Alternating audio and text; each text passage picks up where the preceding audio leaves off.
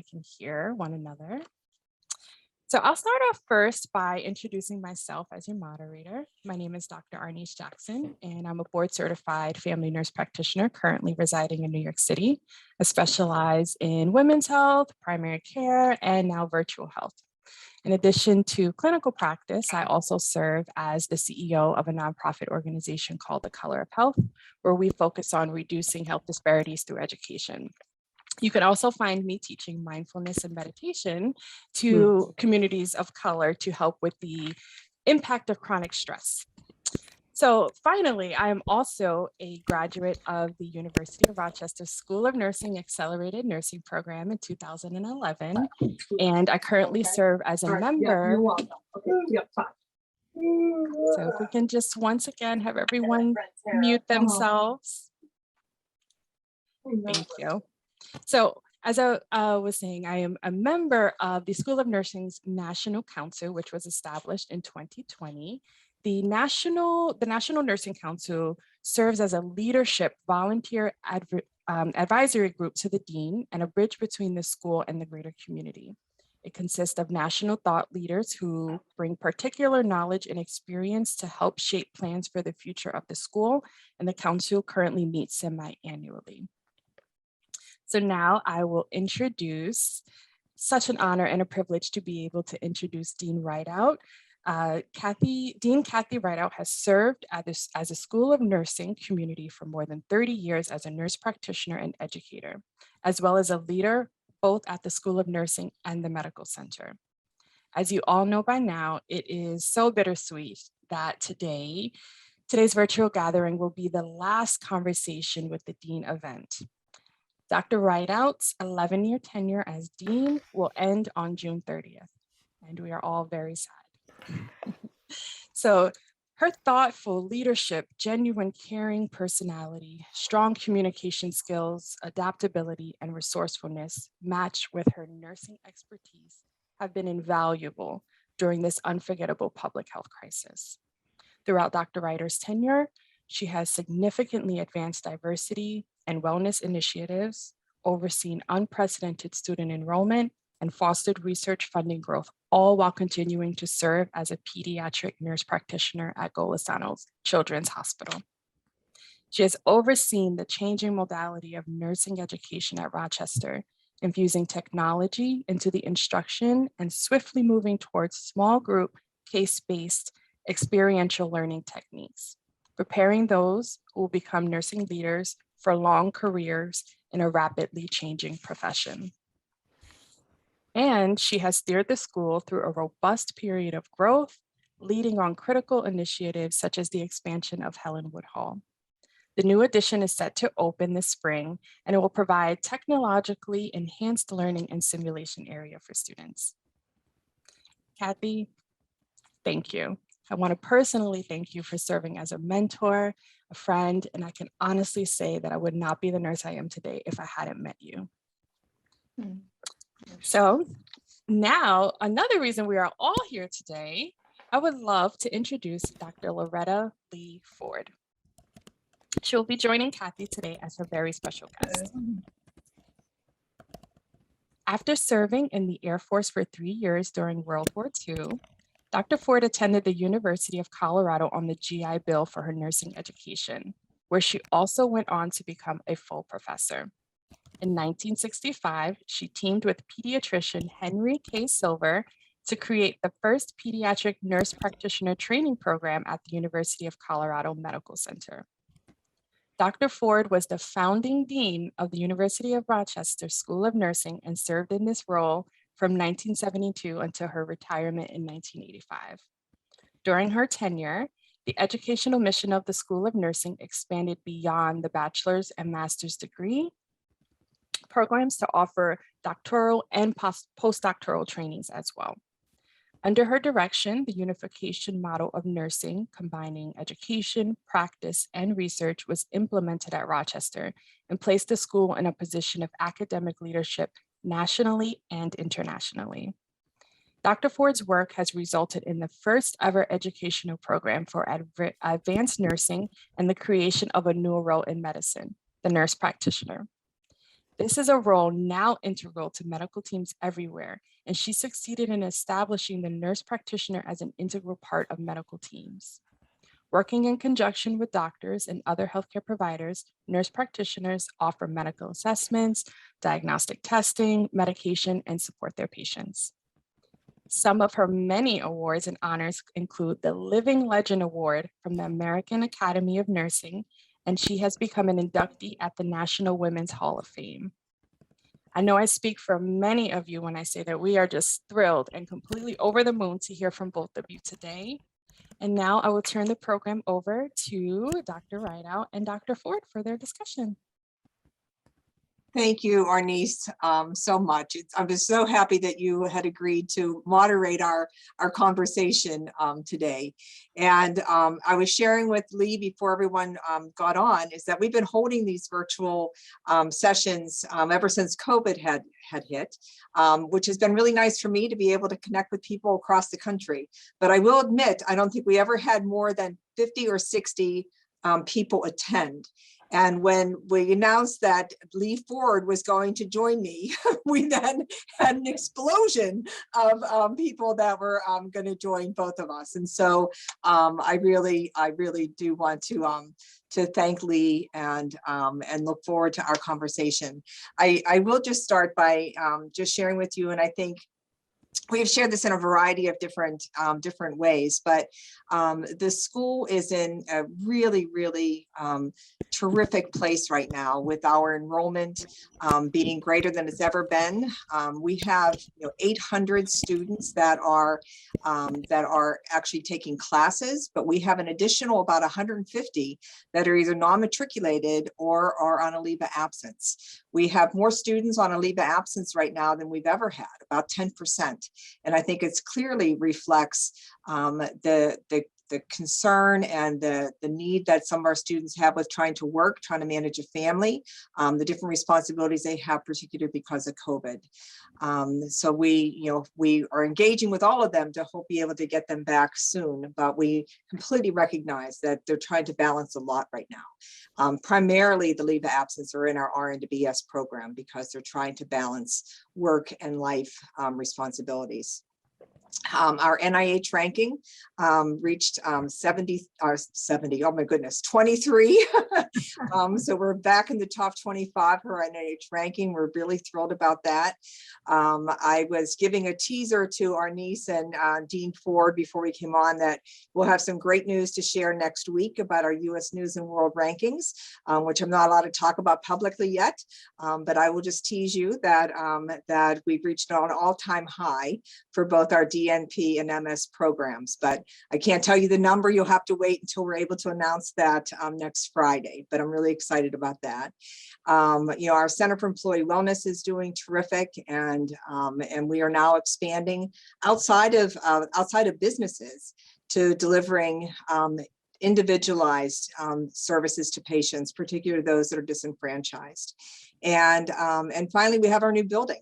And every time I walk in it, I get more teary-eyed. It's absolutely beautiful. And our ribbon cutting will be held in May. And so you'll get some invitations to that, but I'm really excited.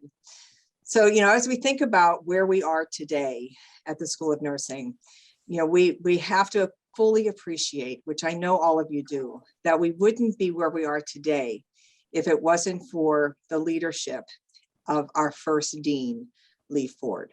She really laid the foundation for all of us, whether it was those of us that went on to become nurse practitioners, or really setting the standard and elevating nursing within our own medical center and our university.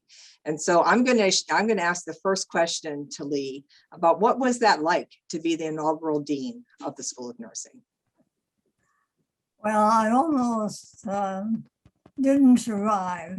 I'm not always the most popular kid on the block in terms of bringing about change, but with the help of central administration and the people at the medical center, nurses and doctors who were faculty and were already working together, and an advancement team. who really buoyed me up, because moving from a place like Colorado to Rochester in itself was quite a challenge for my husband and me.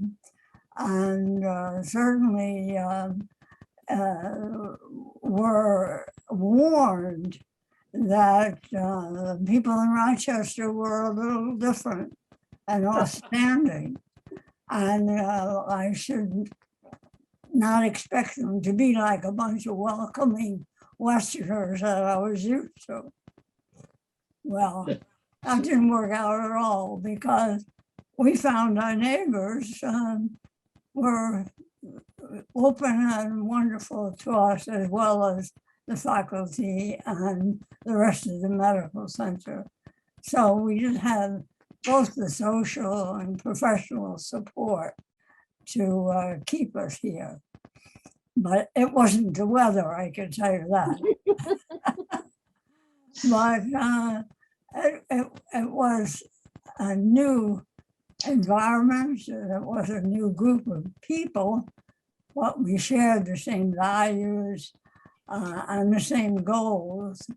And but it was a testing ground, I can tell you that, because there were a lot of very fine faculty who were already demonstrating the model of unification by their competence and connection to the staff and the patient needs at Strong Memorial Hospital.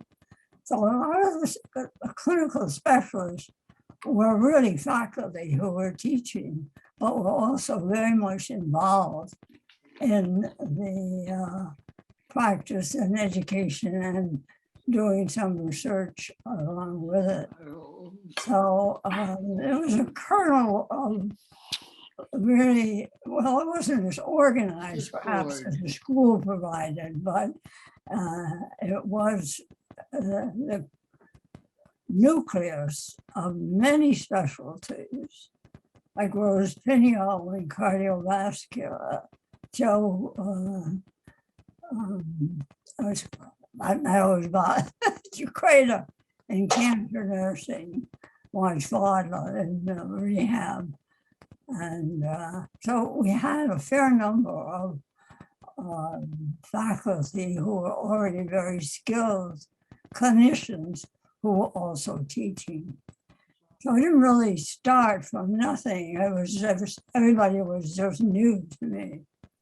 And because I was used to being knocked around, so it wasn't anything new. And I got some criticism from either medicine or nursing from some of the changes we were allowed to make.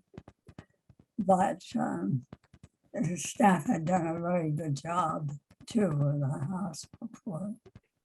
Well, I know you already know this, but right now a little over 90% of our faculty are still practicing, which really elevates the education they can provide, because they're still very much in the practice setting and also doing research. So a lot of our clinicians are involved in research, and obviously our researchers are involved in our education mission. So it really you really laid the foundation to say that's really important for us to have that unification of our practice, education, and research. Would you mind sharing the story about the when you were making rounds in the hospital and one of the physicians had stopped you asking what you were doing there? Oh, yes. I decided that I really was so busy with some of the things during the week that I didn't have the opportunity to learn more about the practice. So every Saturday morning I made rounds in the hospital. And I was walking down the corridor one Saturday morning, and some of you may know that he was a chief, I think, of surgery, but he was a typical tough surgeon. And so he said, "You coming the opposite direction. And he said, Dean Ford, what are you doing here? I was startled by that, you know. So I said, well, doctor, I'm doing exactly what you're doing. I'm looking after my charges. I don't think he expected a reply, and certainly not that one. He went down the hall laughing and became one of my better friends. And so I had a lot of testing out most of the other interesting thing about the medical center was I was never called doctor. I was always called dean.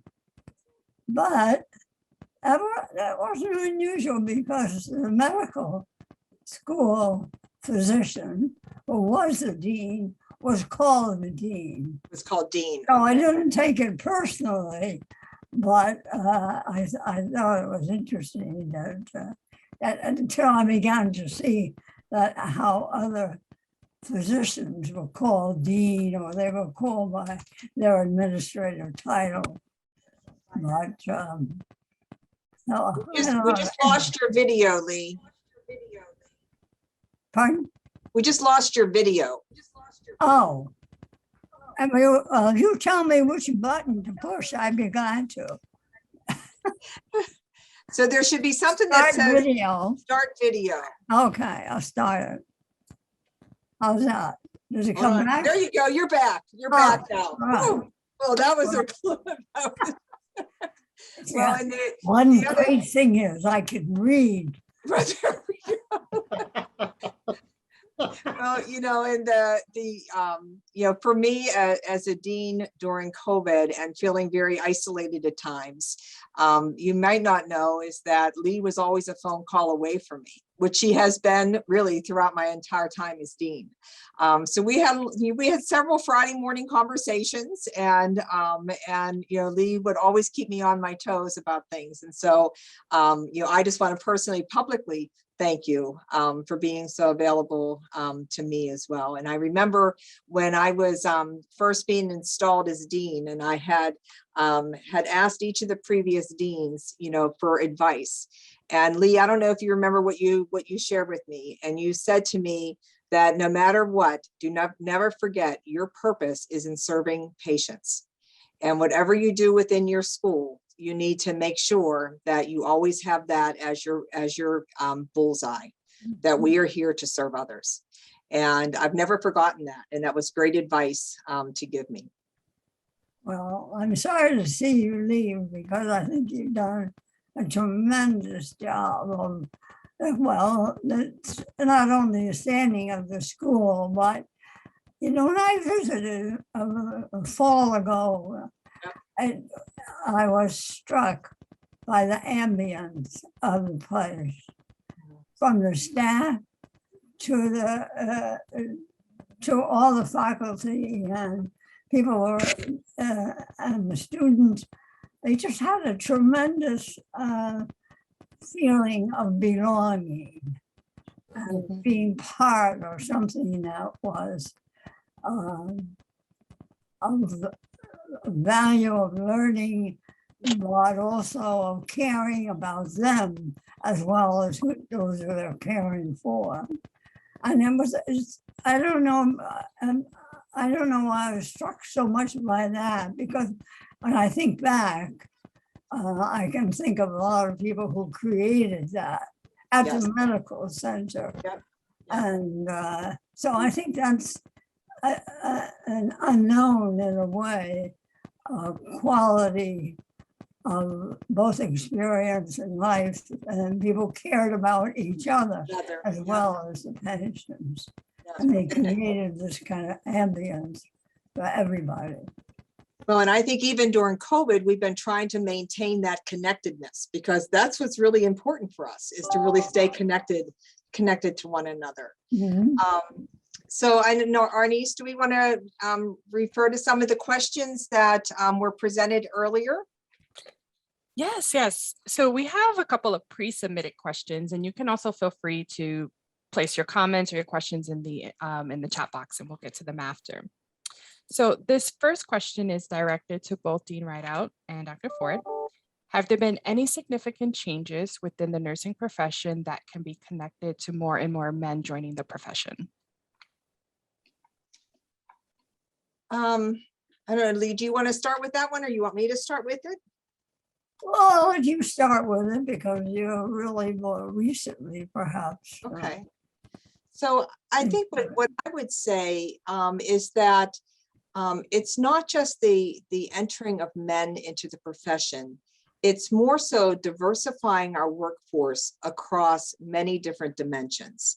You know, anytime you have a workforce that is diverse in whether that is race or ethnicity or gender identity, or country of origin or religion, you really diversify the atmosphere of which someone is either being cared for or where someone is learning. And so, you know, I think it is enhanced, you know, in all different dimensions, having really a diverse workforce. And that's something that we've been working, you know, very hard to do, because it really, you know, when patients are cared for, when a team is made up of diverse individuals, it really strengthens the outcomes of the patients that we're serving, but it also really facilitates different thinking. And the lens is different for all of us. And so the more we diversify, the better we're able to teach, but also the better we're able to provide care. That would be my take on that. Well, I think we as women in nursing had not been very welcoming to men earlier. And I think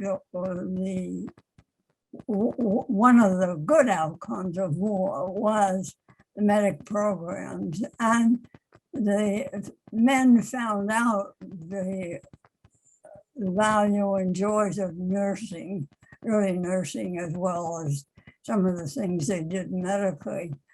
But and then he worked with nurses who were very open to their skills and hoping for it. So I think we've learned a lot as women in terms of working with men instead of for them, so to speak. And they with us because they're willing to take on some specialties that we normally don't attribute to men nurses. So I do think that we've learned a lot as well and welcoming them. And I think it's strengthened our professional goals because they perceive things differently and people perceive them differently in terms of some of the issues that we haven't been able to resolve. Thank you. The next question is directed to Dean Rideout. What are some of the lessons learned from the COVID pandemic and how does that translate to UR nursing education? Wow. What I have been really trying to focus on, Arnice, is really the silver linings of the pandemic, because we have focused a lot on the negative aspects.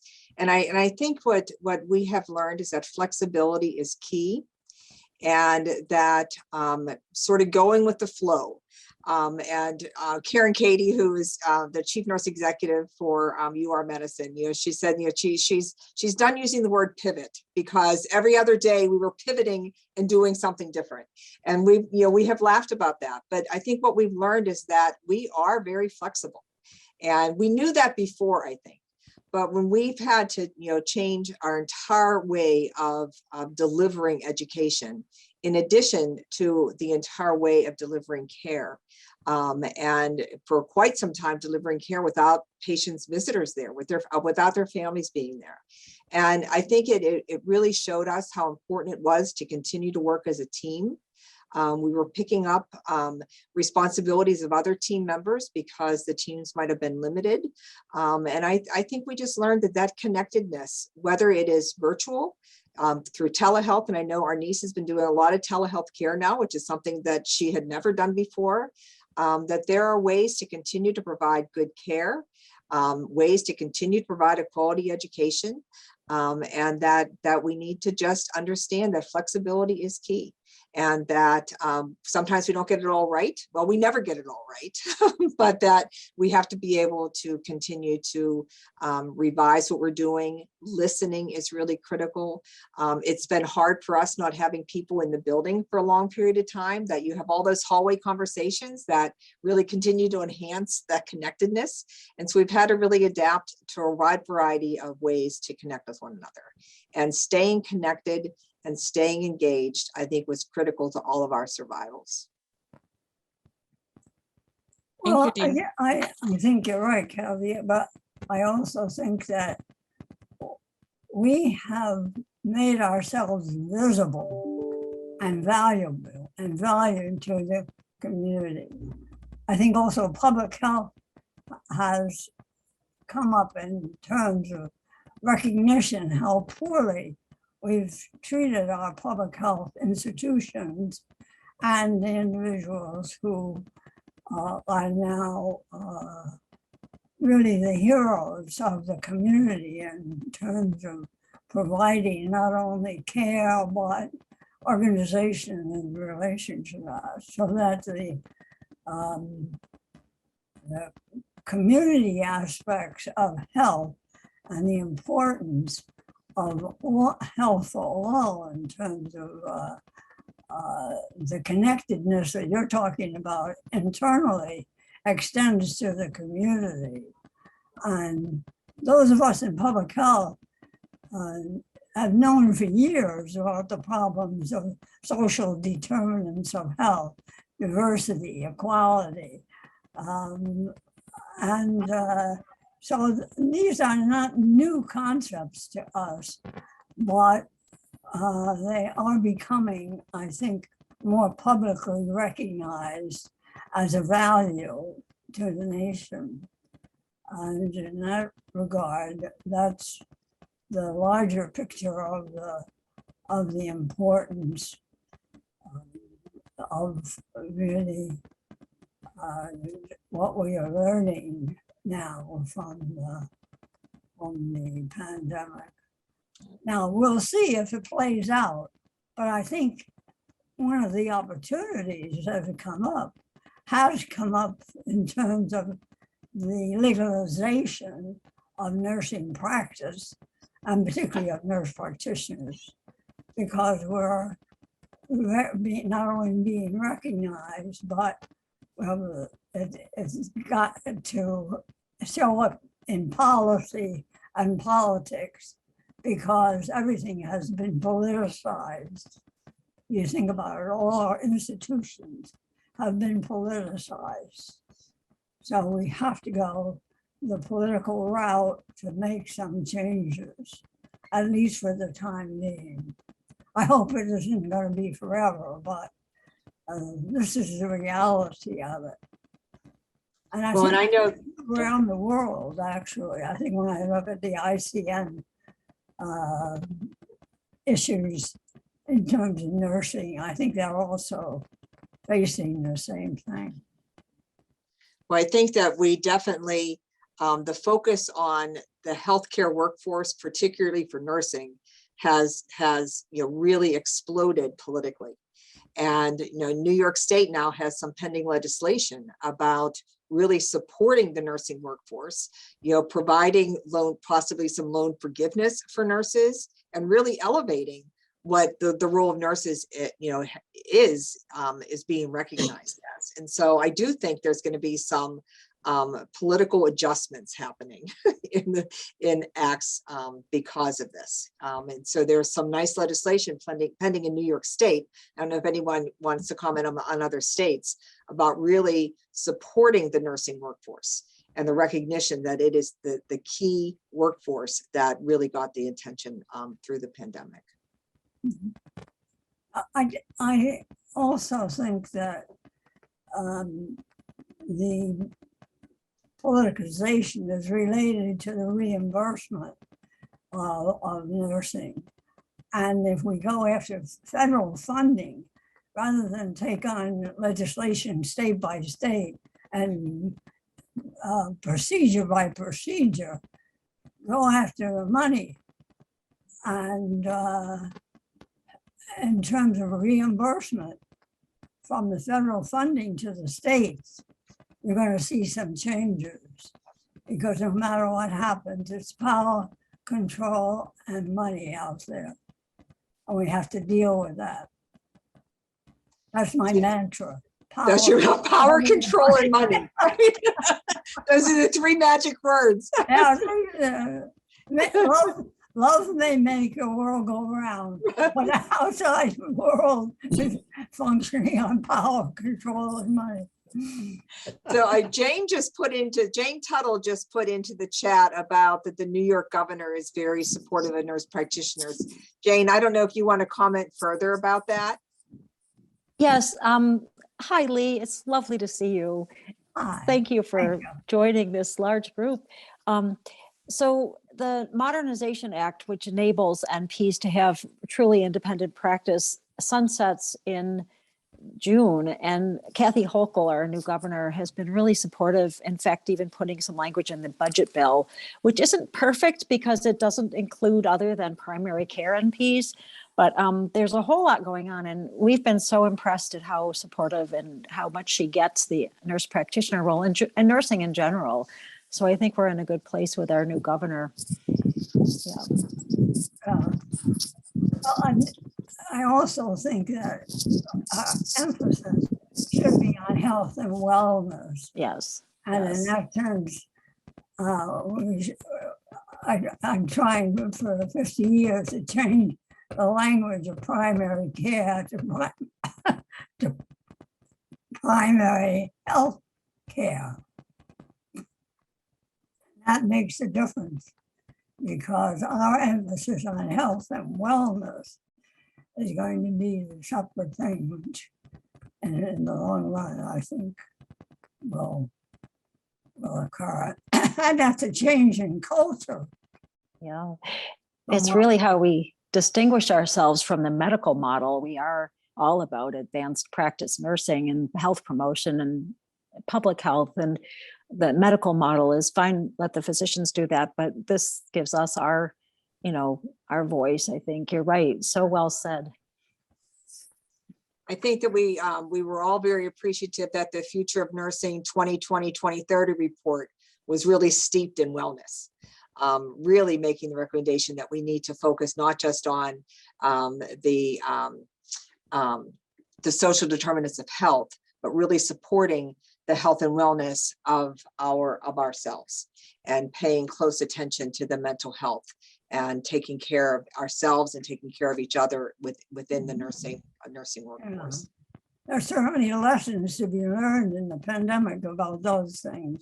Right, right. And the engagement of people in their own health and responsibility for that, because the culture as it now stands is really oriented toward illness and disease. And I think we're learning that people are beginning to assume more responsibility for their health, because they're the only ones that really can. Right. It comes down to it. So engaging them, and that's going to be nursing's, I think, big thing is to get people engaged in taking care of themselves, and nutrition and exercise and community services and things like that. This is actually a good segue into the next pre-submitted question, and it's directed towards you both. How do you feel about the Enhanced Nursing Licensure Compact, not only for RNs, but for APRNs, to enable the provision of care across state lines? Do you feel like this will happen in the near future? Well, I didn't quite get along. so the question relates to the Enhanced Nursing Licensure Compact that really enables provision of care across state lines. And do we really feel that this will happen in the near future? I personally am skeptical for New York that it will happen in the near future. We've been meeting with several of our different assembly members this past year. And, you know, part of the concern for us as a clinical institution was that even if nurses, you know, came from a different state to practice here in New York, it took months to get them licensed in New York State. And it really was impacting the care that our nursing workforce, because even if, you know, if someone had moved here, if someone traveled, not travelers, I don't want to talk about travelers, but if they, you know, moved here to start a new career in New York, or even started on as faculty, if they were from out of state, it took months, up to almost 6 months to get someone actually licensed in New York State. And so we really have been talking with our assembly members about that. I don't see it happening anytime soon, to be honest with you. I don't know, Lee, what are you seeing from a national perspective? I don't know. It seems to me that most physicians that I've worked with have, they don't really have any individual animosity, or they don't even bother. They don't belong to the AMA. But I don't see the AMA changing its views, but I do see it changing its power. That money alone isn't going to settle this problem. And so I think, you know, eventually it will come to it. But as I say, I think it will come to it from waving the bucket in Washington to see that people get paid. And if the corporations would join us. I think we need new partners. We've been trying to partner with medicine for a long time. And I think we need new partners. We need new tech partners. We need new corporation partners politically to move that. And hopefully it would be to their advantage to have healthy employees and to have to pay less for health care because they have a healthy workforce. So I don't know. I don't think I'm going to live to see it, but what the heck. I'll be glad to start the revolution. Yeah, you can start the revolution. So Julie Lindemann So Julie Lindemann Reed put a comment in saying that interstate licensure is really critical to the success of telehealth. It adversely affects patient outcomes if we cannot practice across nearby state lines. And let's see, who's this from? The Levine family had posted about being in Pittsburgh, Pennsylvania. I don't know if either of you want to make a comment, or Arnice, I don't know if you want to comment, being that you really provide telehealth primarily now. Yeah, this is a great conversation because, so I currently practice, I hold my main license in New York, but we have a lot of patients who are seen in New York, but might live in like New Jersey or Connecticut. And during the pandemic, we were able to, the laws were a lot more lenient, so we were able to prescribe across state lines, but now things have kind of changed and we have to more practice. So if a patient calls in and I'm in New York, I'm licensed in New York, and they're at home in Connecticut, I cannot provide them care. And it's being able to have these licenses, these compact licenses, really would make it more convenient. You know, people are fluid and they're dynamic and they move around, and it's really difficult for us to just be licensed. Now, there is some room here. What I've noticed, there is some room here for growth. There are a lot of telehealth companies that are looking to hire more people with state licenses, but then we have that issue again, where it's taking much longer to get a license. So it's kind of, I think I can see the benefit of having licenses across state lines, but like Kathy, I'm a little skeptical that it'll happen in the very immediate future. There's some policy changes that really need to be fixed. It says, and Phyllis Zimmer also wrote, it's also a problem caring for your snowbirds, which is true. Right. Right. We're even finding now, it's in the same frame, people that want to work remotely and want to live in a different state and still work at the university. We actually have to go state by state to figure out to make those agreements state by state for someone they can easily work remotely. They might be working in IT or accounting, but in order for them to actually work in a state outside of New York, we have to have state by state agreements. And that's not helpful either.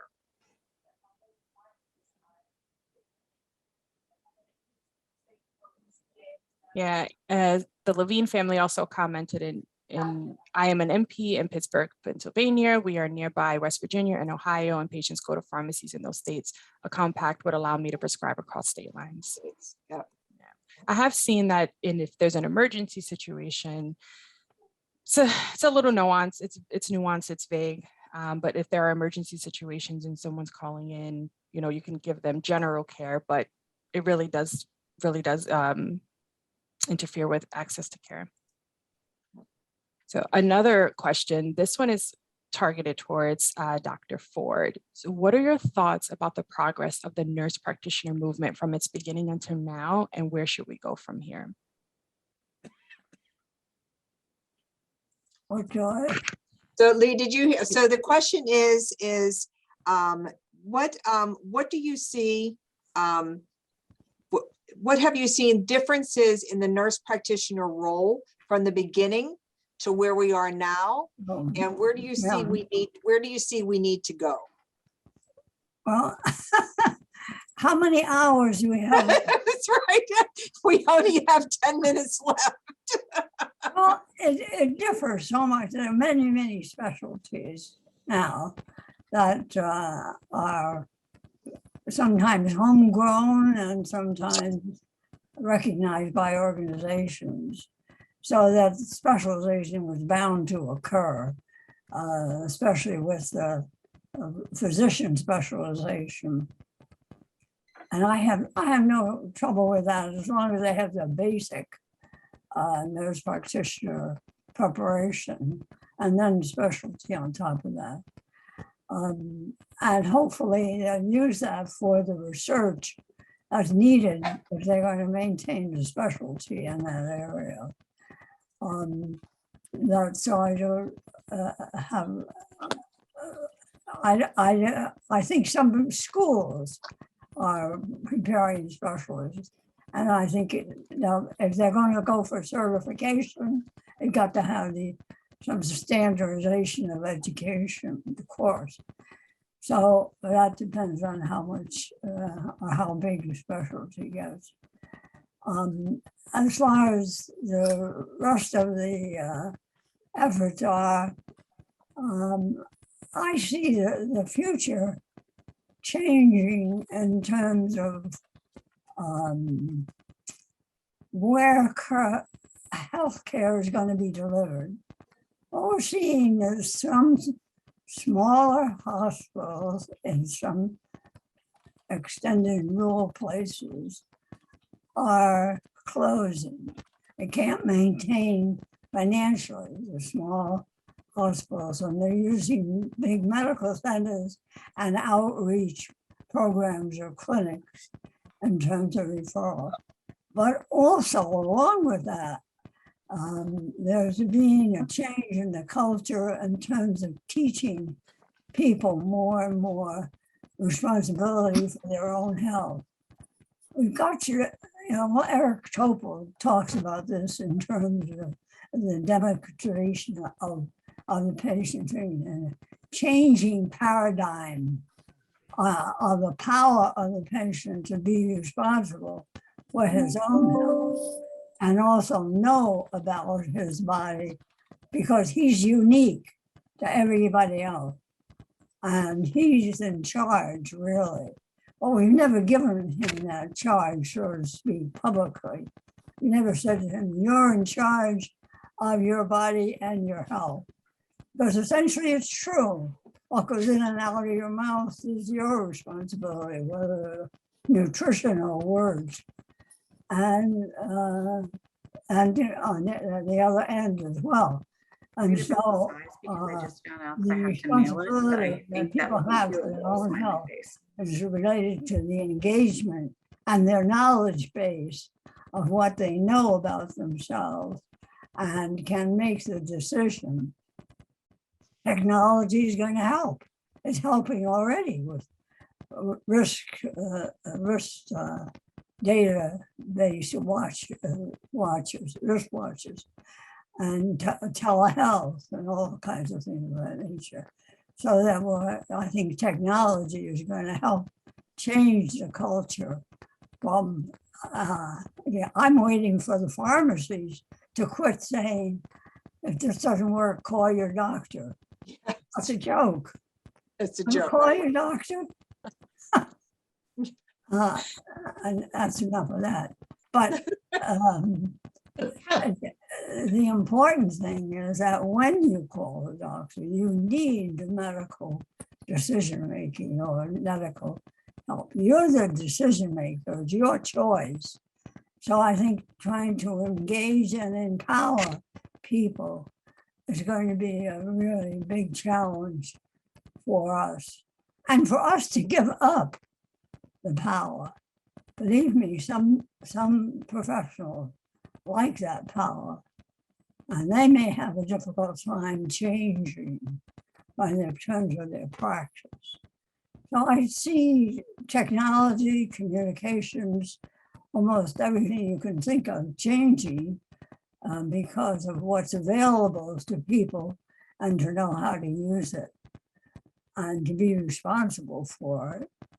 And I think a lot of people are learning with this lack of just general care that they're used to running to the medical services for, are ones that they're beginning to take responsibility for themselves.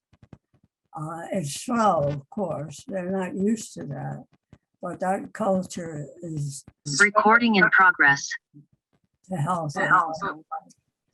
And the important role I think that's growing, Lee, is for us to ensure that our patients that we're serving have the knowledge to make decisions about their care, so that we're educating them so they can be educated consumers of care, and not just passively sitting and being told what to do, but to really be given the information to make those decisions. Mm-hmm. Yes. And as I say, sometimes it's hard for us to give up the power, and we'll have to really readjust our own thinking about who's responsible for this and the choices we make. So I also think that home care is going to be really a more important part of everything that we do, and educators better be ready to adopt some of the new, that they think is new concepts or old public health concepts. Population health, for example. I was a public health nurse for 25, 30 years, and we knew about social determinants of health and equality and inclusion. All of those things are part of our daily practice in different communities. Right. So I think health is the very sick are going to be in the hospital. And so some of the education that we're doing today is not going to be care of the sick only, but care of the well and the motivation and engagement of people to take care of themselves in ways that are powerful for them. Thank you, Dr. Ford. I do just want to, for the interest of time, I do just want to ask one final question. If we could take 1 minute for one final question. This question is targeted to Dean Rideout. What is next for you? People want to know.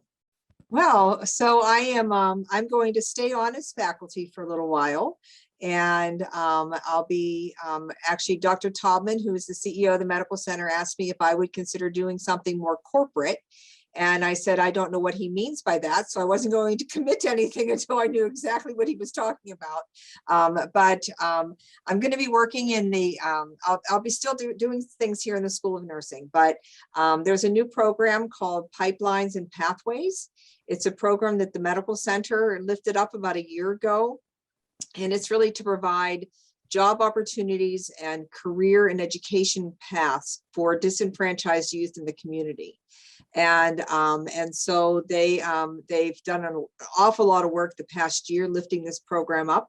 And so I'm going to be part of that program. I said, I don't want a title. I don't want a leadership role. I just want to do some work. And so I'll be starting with that program in July, and possibly helping them to develop a mentoring program for the youth that are part of the Pipelines and Pathways program. That's so wonderful. Speak for everyone when I say we're happy that you will still be around. So I just wanted to see you go, Kathy. Well, you know, we are so well positioned to really recruit a new dean, and I'm really happy to say that, you know, there is 4 really strong candidates, and I'm understanding there's a 5th person that will be interviewed as well. But really strong candidates that can definitely continue to this forward trajectory that that you started, Lee, and that we've continued to grow.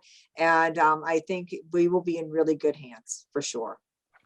A very special thank you to you both. Thank you, Dean Rideout and Dr. Ford, and to everyone who attended today. Just before we go, I do want to just share one last thing. And as you can see, the comment box is flooded with messages of warmth and thankfulness. We're all very grateful for you. So this is.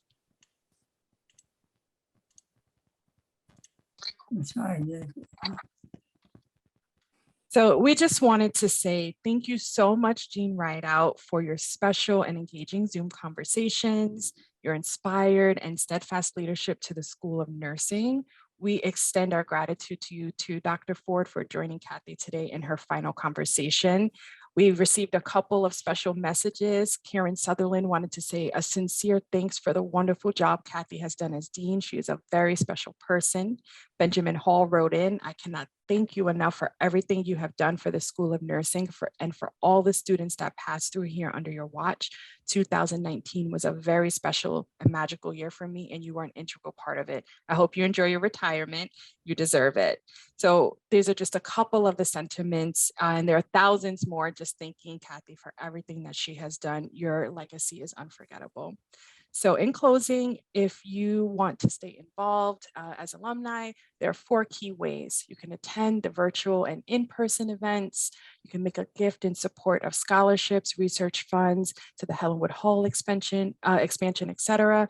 Or you can volunteer to be on the reunion committee. You can be a mentor, or you can join the School of Nursing group on the Meliora Collective. Once again, thank you so much for joining us today. Well, thank you all. It has been my honor. Yep. It's been my honor to serve the school this time. And Lee, I'll see you in a couple weeks. And thank you so much for joining us today. I always love hearing from you and really being a sponge for your wisdom. And so thank you for all you've done for the School of Nursing. Love you dearly. Thank you. And thank you for what you've done. It's carried on. All right. Thank you all. Bye-bye. Bye-bye. Bye-bye. Love to you.